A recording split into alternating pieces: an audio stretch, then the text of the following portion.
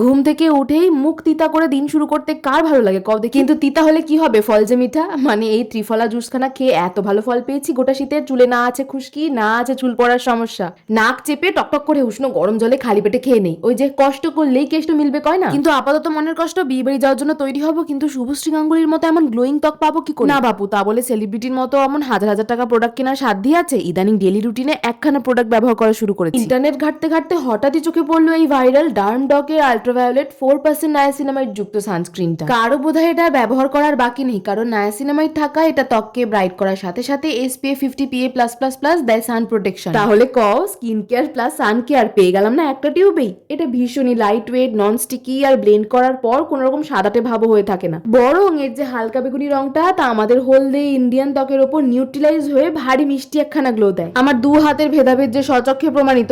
আর এটা ত্বকের পিগমেন্টেশন, কালো পোড়া দাগ কমাতে সাহায্য করে এবং ডার্মাটোলজিক্যালি টেস্টেডও। চলো তবে সেলিব্রিটি ইন্সপায়ার্ড সাজে বিয়ে বাড়ি যাওয়ার জন্য তো তৈরি। এবার আমি বেজায় খুশি। কেন? কারণ এই সেলিব্রিটির মতো গাদাখানিক খরচা করতে লাগলো না, তাও আমার ফেসের গ্লোটা দেখো। লিঙ্কটা না হয় দিয়ে দেবো। চলি তাহলে, রাধে রাধে।